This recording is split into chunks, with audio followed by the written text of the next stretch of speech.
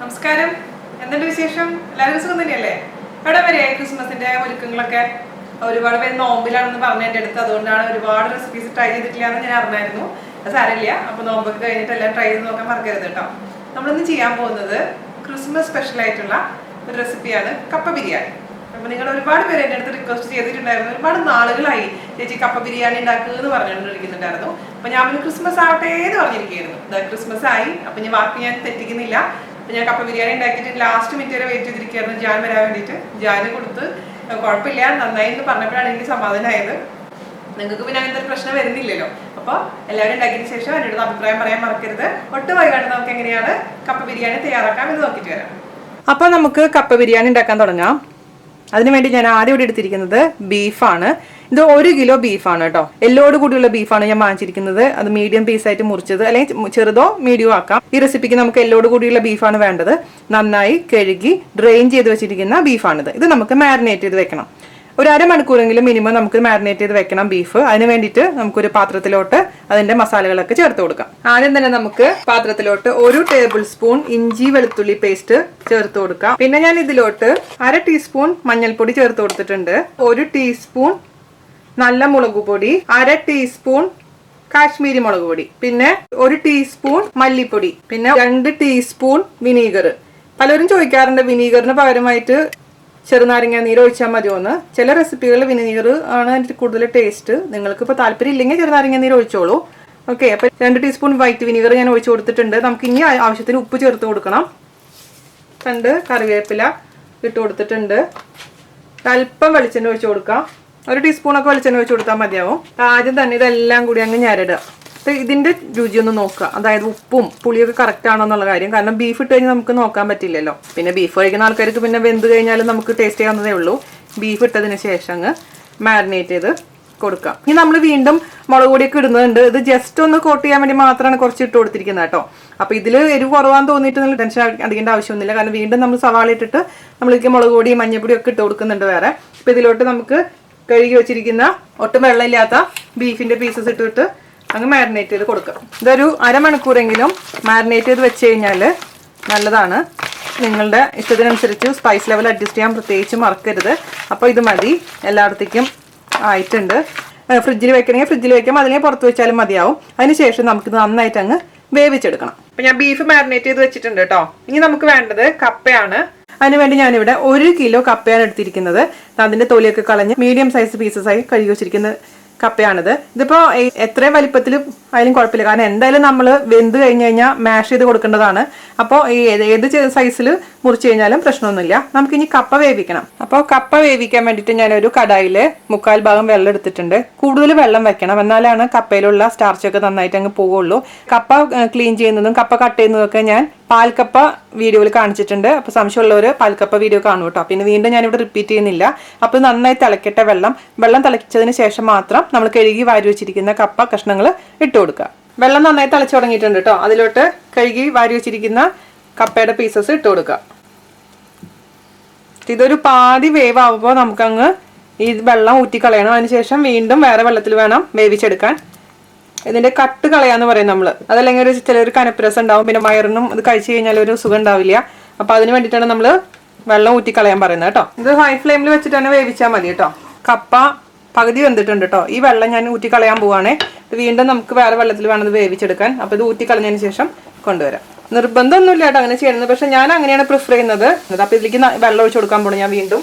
ഈ പാതിയല്ലേ നമ്മൾ കപ്പ വെന്തിട്ടുള്ളൂ. അപ്പോൾ ഞാൻ നല്ല ചൂടുവെള്ളമാണ് ഒഴിച്ചു കൊടുത്തിരിക്കുന്നത് കേട്ടോ, പെട്ടെന്നാവാൻ വേണ്ടിയിട്ട്. നമുക്ക് ഇനി ഇതിലോട്ട് കുറച്ച് മഞ്ഞൾപ്പൊടി ഇട്ട് കൊടുക്കാം. കപ്പ 1/4 വേവാവുന്ന സമയത്ത് ഉപ്പിട്ട് കൊടുക്കാൻ പാടുള്ളൂ. ആദ്യം തന്നെ ഉപ്പിട്ട് കൊടുത്തു കഴിഞ്ഞാൽ കപ്പ വേവാൻ ഒരുപാട് സമയം എടുക്കും. അതുകൊണ്ട് അത് ശ്രദ്ധിക്കുക. അപ്പോൾ നമുക്ക് ഇതേ തിളയ്ക്കാൻ തുടങ്ങിയിട്ടുണ്ട്. ഇതിലോട്ട് നമുക്ക് പാതി വെന്ത കപ്പ ഇട്ട് കൊടുക്കാം. അപ്പോൾ അതൊക്കെ ഇടണം കേട്ടോ. മൂത്തിക്കൊന്നും തിരക്കരുതേ കപ്പ ഇടുമ്പോഴൊക്കെ. നന്നായിട്ട് വേവണം. മഞ്ഞൾപ്പൊടി എപ്പോഴും നല്ലതാണ് നമ്മൾ കറികളിലൊക്കെ ഇടുന്നത്. ഇന്ത്യൻ കറികളിലൊക്കെ മഞ്ഞൾപ്പൊടി ഇടാൻ നല്ല മെയിൻ കാരണം എന്താണെന്ന് വെച്ച് കഴിഞ്ഞാൽ എന്തെങ്കിലും തരത്തിലുള്ള വിഷാംശങ്ങളൊക്കെ ഉണ്ടെങ്കിൽ അത് ഒഴിവായി കിട്ടും മഞ്ഞൾപ്പൊടി ഇട്ട് കഴിഞ്ഞാൽ. ഒരു ആൻറ്റിസെപ്റ്റിക് കൂടിയാണ് മഞ്ഞൾപ്പൊടി. അപ്പോൾ ഇത് നന്നായി വേവട്ടെ. എന്നിട്ട് 1/4 ഭാഗം വേവുന്ന സമയത്ത് നമുക്ക് ഇതിലോട്ട് ആവശ്യത്തിന് ഉപ്പ് ചേർത്ത് കൊടുക്കാം. ഓക്കെ, അപ്പോൾ ഞാനിപ്പോൾ ഇത് അടച്ചു വെച്ചിട്ടുണ്ട്. അടച്ചു വെച്ച് കഴിഞ്ഞാൽ പെട്ടെന്ന് തന്നെ കുക്കായി കിട്ടും. നമ്മുടെ കപ്പ 1/4 ഭാഗം വെന്തിട്ടുണ്ട് കേട്ടോ. അതിലോട്ട് നമുക്ക് ആവശ്യത്തിന് ഉപ്പ് ചേർത്ത് കൊടുക്കാം.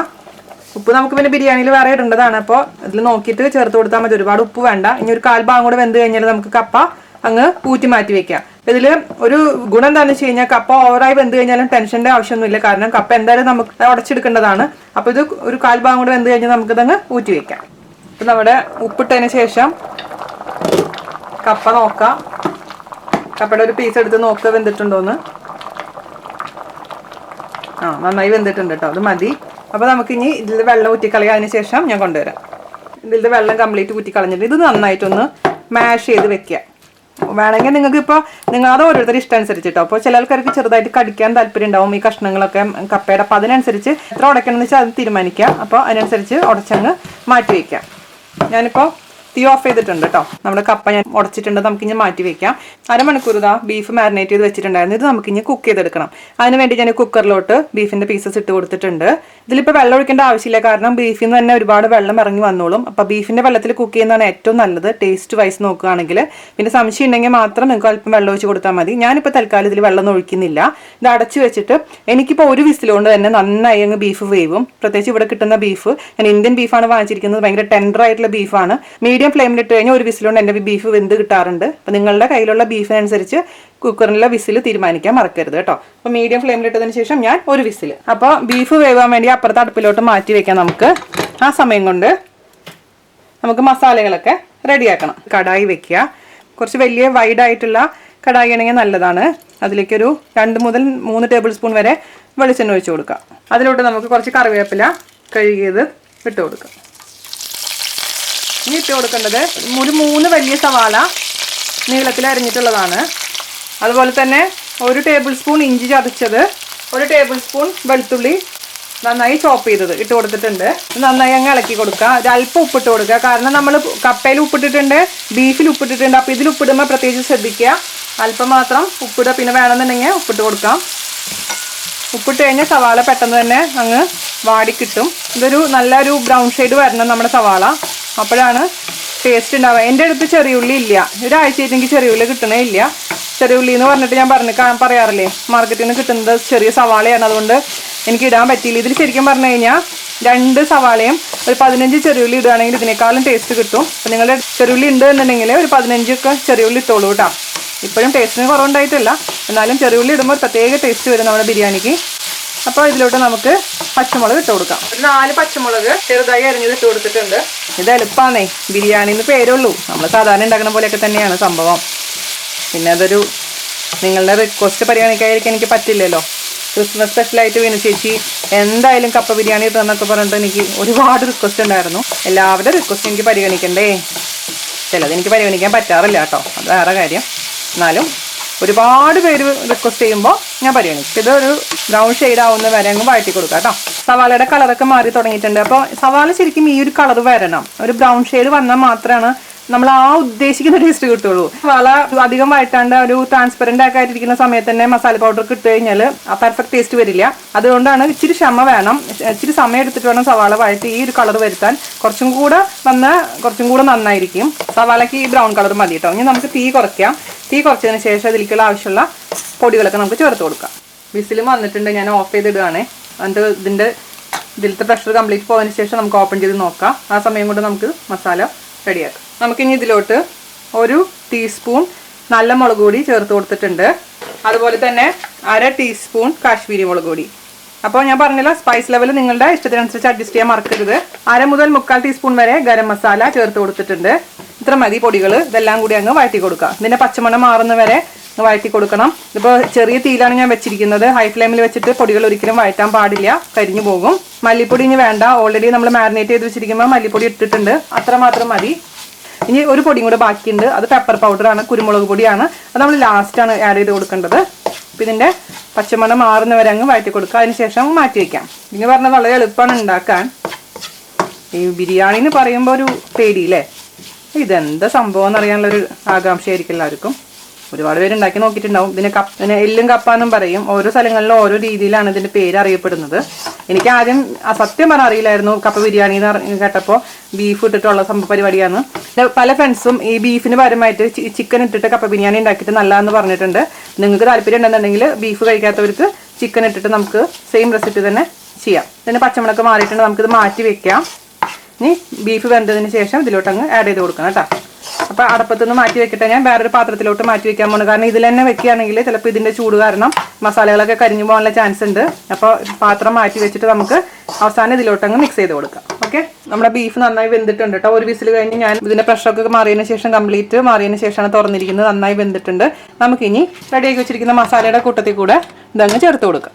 പണ്ട് നമ്മുടെ ലക്ഷ്മി നായരുടെ ടേസ്റ്റ് ഓഫ് കേരള എന്ന് പറഞ്ഞ പരിപാടിയില്ലേ, അതിൽ കാണിച്ചിട്ടുള്ള ഒരു തട്ടുകട സ്റ്റൈല് കപ്പ ബീഫ് എന്ന് പറഞ്ഞിട്ട് ഒരു റെസിപ്പി കാണിച്ചിട്ടുണ്ടായിരുന്നു നായർ. ആ റെസിപ്പി ഫോളോ ചെയ്താണ് ഞാൻ. അതിൽ ചെറിയ ചെറിയ മാറ്റങ്ങളൊക്കെ വരുത്തിയിട്ടുണ്ട് നമ്മുടെ രീതിയിലേക്ക് ആക്കാൻ വേണ്ടിയിട്ട്. ബാക്കിയൊക്കെ ആ സെയിം റെസിപ്പിയാണ് കേട്ടോ ഞാൻ ഫോളോ ചെയ്തിരിക്കുന്നത്. അപ്പോൾ ഇനി നമുക്ക് തീ ഓൺ ചെയ്യാം. ഒരല്പം കൂടെ ചൂടുവെള്ളം ഒഴിച്ചു കൊടുക്കണം. കുറച്ച് വെള്ളം ഇതിൽ കിടന്നിട്ട് ഈ സവാളയും ബീഫും എല്ലാം കൂടി നന്നായി ഒന്ന് മിക്സ് ആവണം. അപ്പോൾ ഞാൻ ഒരു 1/2 ഗ്ലാസോളം ചൂടുവെള്ളം ഇതിലേക്ക് ഒഴിച്ചു കൊടുക്കാൻ പോവാണ്. നിങ്ങൾ ഈ സമയത്ത് ഇതിൻ്റെ ഉപ്പ് നോക്കിക്കോളൂ. ഉപ്പ് നോക്കിയിട്ട് എന്തെങ്കിലും കുറവുണ്ടെങ്കിൽ മാറ്റം വരുത്തണം. ചൂടുവെള്ളം 1/2 ഗ്ലാസ് ഒഴിച്ചു കൊടുത്തിട്ടുണ്ട്. നന്നായി അങ്ങ് തിളപ്പിക്കുക. നന്നായിട്ട് ഇതിൽ കിടന്ന് മിക്സ് ആയിക്കോട്ടെ. ഇത് കുറച്ചൊന്ന് വറ്റി വരുന്ന സമയത്ത് വേണം നമുക്ക് ഇതിലോട്ട് ഉടച്ച് വെച്ചിരിക്കുന്ന കപ്പ ചേർത്ത് കൊടുക്കാൻ. അപ്പോൾ അത് അതേസമയം നിങ്ങൾക്ക് എല്ല് വേണ്ട എന്നുണ്ടെങ്കിൽ എല്ലില്ലാത്ത ബീഫും വെച്ചിട്ട് നമുക്ക് കപ്പ ബിരിയാണി ഉണ്ടാക്കാം.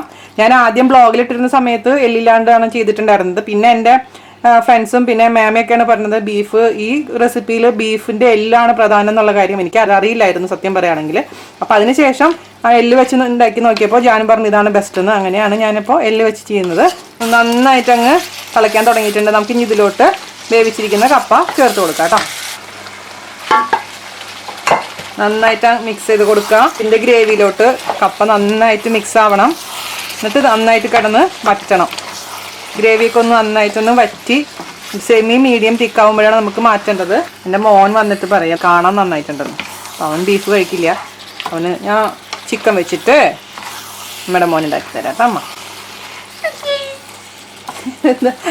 അവിയുടെ സൗണ്ട് ആയുഷിൻ്റെ സൗണ്ടായിട്ട് മാറിയ. കളറൊക്കെ നന്നായിട്ടുണ്ടല്ലേ അവി. അച്ഛൻ വരാണ്ട് ടേസ്റ്റ് ചെയ്യാൻ പറ്റില്ല, അതാണ് ഇപ്പോഴത്തെ പ്രശ്നം. സംഭവം അടിപൊളിയായിട്ടുണ്ടെന്ന് എനിക്കറിയാം, എന്നാലും അച്ഛൻ വന്ന് സർട്ടിഫിക്കറ്റ് തന്നാലാണ് എനിക്ക് സമാധാനമാവുള്ളൂ. ഇപ്പം ഇതുണ്ടല്ലോ, അപ്പം ഞാൻ കണ്ട റെസിപ്പിയിൽ ഫൈനലായിട്ട് എന്താ അവർ ചെയ്യണമെന്ന് വെച്ച് കഴിഞ്ഞാൽ 2 മുട്ട പൊട്ടിച്ചങ്ങ് ഒഴിച്ച് മിക്സ് ചെയ്ത് കൊടുക്കും. പക്ഷെ ഞാനത് ചെയ്യുന്നില്ല. നിങ്ങൾക്ക് വേണമെന്നുണ്ടെങ്കിൽ അത് ചെയ്ത് കൊടുക്കാം. അതെന്തിനാണ് ചെയ്യണമെന്ന് വെച്ച് കഴിഞ്ഞാൽ എല്ലാം നന്നായിട്ടൊന്ന് ഒരു മിക്സ് ആവാൻ വേണ്ടിയിട്ടാണ് ചെയ്യുന്നത്. അപ്പോൾ നിങ്ങൾക്ക് വേണമെങ്കിൽ നമ്മൾ എടുക്കുന്ന സമയത്ത് 2 മുട്ട പൊട്ടിച്ചങ്ങ് മിക്സ് ചെയ്ത് കൊടുക്കാം കേട്ടോ. അപ്പോൾ നമുക്കിനി ഇത് എടുക്കാറായിട്ടുണ്ട്. Final of ചെയ്യാറായി. അതിന് ലാസ്റ്റായിട്ട് നമുക്ക് എന്ത് ആഡ് ചെയ്ത് കൊടുക്കേണ്ടതെന്ന് വെച്ച് കഴിഞ്ഞാൽ പെപ്പർ പൗഡർ ഒരു 1/2 ടീസ്പൂണോളം പെപ്പർ പൗഡർ ചേർത്ത് കൊടുക്കുക. അത് ഞാൻ പറഞ്ഞില്ലേ, ഇത് നോക്കിയിട്ട് നിങ്ങൾ അതിനനുസരിച്ച് പെപ്പർ പൗഡറിൻ്റെ അളവ് അഡ്ജസ്റ്റ് ചെയ്യണം. ഞാനിപ്പോൾ 1/2 ടീസ്പൂണാണ് ചേർത്ത് കൊടുത്തിരിക്കുന്നത്. നന്നായി അങ്ങ് മിക്സ് ചെയ്ത് കൊടുക്കാം. പരിപാടി കഴിഞ്ഞു. അത്രേ ഉള്ളൂ കപ്പ ബിരിയാണി. ഫൈനലായിട്ട് ഇതിലേക്ക് കറിവേപ്പിലയും കുറച്ച് വെളിച്ചെണ്ണയും കൂടെ അങ്ങ് തൂക്കി കൊടുക്കാൻ പോവാണ്. നിർബന്ധമൊന്നുമില്ല കേട്ടോ കറിവേപ്പിലയും വെളിച്ചെണ്ണയുടെ. പക്ഷെ എനിക്ക് അതിൻ്റെ ഫ്ലേവർ ഇഷ്ടമായതുകൊണ്ട് ഞാൻ ചേർത്ത് കൊടുക്കുന്നുണ്ട്. അല്പം വെളിച്ചെണ്ണ അങ്ങ് സ്പ്രിങ്കിൾ ചെയ്ത് കൊടുക്കാം. ഇപ്പം ഞാൻ പറഞ്ഞ പോലെ മുട്ട വേണമെന്നുണ്ടെങ്കിൽ ഈ സമയത്ത് ചേർത്തിട്ട് അങ്ങ് മിക്സ് ചെയ്ത് കൊടുക്കാം കേട്ടോ. സംഭവം കലക്കിയിട്ടുണ്ട്. കാണാൻ അടിപൊളിയായിട്ടുണ്ട്. കഴിക്കാൻ അടിപൊളിയായിട്ടുണ്ടാവും എന്ന് ഞാൻ വിശ്വസിക്കുന്നു. എരിവ് കറക്റ്റാണെന്ന് എനിക്കറിയാം. എല്ലാം കറക്റ്റാണ്. ഉപ്പ് മാത്രമേ എനിക്കൊരു സംശയമുള്ളൂ. അപ്പോൾ ഉപ്പ് കുറവാണെന്നുണ്ടെങ്കിൽ ഞാൻ വന്നിട്ട് വേണം എനിക്ക് ആഡ് ചെയ്ത് കൊടുക്കാൻ. സ്മെല്ലിൽ നിന്ന് ഉപ്പൊക്കെ കറക്റ്റായിട്ടാണ് തോന്നുന്നത്, പറയാൻ പറ്റില്ല. അപ്പോൾ അടിപൊളിയായിട്ടുണ്ട് കേട്ടോ. അപ്പോൾ ഇത്രേ ഉള്ളൂ നമ്മുടെ കപ്പ ബിരിയാണി. ഞാനിതിൻ്റെ കൺസിസ്റ്റൻസി ഒന്ന് ക്ലോസപ്പ് കാണിച്ചു തരാം. കണ്ടില്ലേ, ഈ ഒരു കൺസിസ്റ്റൻസിയിൽ വേണം നമ്മൾ ഓഫ് ചെയ്യാൻ. അപ്പോഴാണ് ഇരിക്കുമ്പോൾ ആ തിക്നെസ് കറക്റ്റായിട്ട് കിട്ടുള്ളൂ കേട്ടോ. ഇതിപ്പോൾ ഒരു എത്ര പേർക്ക് ഉണ്ടാവുന്ന ഒരു 4-5 പേർക്ക് നമുക്ക് സെർവ് ചെയ്യാനുള്ള കപ്പ ബിരിയാണി ഉണ്ട് ഇത്. പിന്നെ ഓരോരുത്തർ കഴിക്കുന്ന അനുസരിച്ച് ക്വാണ്ടിറ്റിയിലൊക്കെ മാറ്റം വരും. അത് ഡിപ്പെൻസ് കേട്ടോ. അപ്പോൾ നിങ്ങൾക്ക് എല്ലാവർക്കും ഇഷ്ടപ്പെട്ടെന്ന് വിശ്വസിക്കുന്നു. അടുത്ത റെസിപ്പി ആയിട്ട് വരുന്നവരെ നന്ദി, നമസ്കാരം. Thank U. ജാൻ ജോഷി, ഞാൻ ടേസ്റ്റ് ചെയ്യാത്ത കപ്പ ബിരിയാണി ടേസ്റ്റ് ചെയ്യൂ, എന്നിട്ട് പറയൂ അഭിപ്രായം. കപ്പ പക്ഷെ നല്ലതല്ല. കുഴപ്പമില്ല. ഈ ഒരു പ്രിപ്പറേഷൻ കപ്പ കുറച്ച് ഉടയാണ്ടിരിക്കണം. എല്ലാം ഉണ്ടോ എരിവും? ആവശ്യത്തിന് മസാലകളോ കൂടുതലൊന്നും വേണ്ട. ആ പിന്നെ സമാധാനം. എനിക്ക് ഭയങ്കര ടെൻഷൻ. അതൊരു കുഴപ്പമില്ല. കഴിഞ്ഞ 3 ദിവസമായിട്ട് ചിക്കനും ബീഫും മാത്രമാണ് എന്നെ കൊണ്ട് തീറ്റിക്കുന്നത്. നമ്മുടെ പ്രേക്ഷകർക്ക് വേണ്ടിട്ടല്ലേ, ക്ഷമിക്കും. ഇനിയിപ്പോ ക്രിസ്മസ് കഴിഞ്ഞ് കഴിഞ്ഞാൽ പച്ചക്കറി ആയിരിക്കും കേട്ടോ. ഈ മഹാബാധ എന്നെ കൊണ്ട് ചെയ്യിക്കുന്നില്ലല്ലോ നിങ്ങൾക്ക് വേണ്ടിട്ട്. അതെ, എന്ത് ചെയ്യാൻ, ഞാൻ കഴിക്കാത്തോണ്ടല്ലേ. അപ്പോ അത് കഴിഞ്ഞാൽ ഞാൻ പച്ചക്കറി തന്നെ ഉണ്ടാക്കി തരുള്ളൂ. ഇവർക്ക് ഞാൻ കുറച്ച് പ്രോമിസ് കൊടുത്തിട്ടുണ്ടായിരുന്നു, കപ്പ ബിരിയാണി ഇടാം, ചിക്കൻ ഇടാം എന്നൊക്കെ പറഞ്ഞിട്ട്. ഭയങ്കര വലിപ്പമാണ്. അപ്പൊ ട്രൈ ചെയ്തിട്ട് അഭിപ്രായം പറയാ, ഫീഡ്ബാക്ക് അറിയിക്കുക. അപ്പൊ അടുത്ത റെസിപ്പി ആയിട്ട് വരുന്നവരെ നന്ദി, നമസ്കാരം. Thank you. തിരക്കായി പോയി. ബൈ. ബൈ.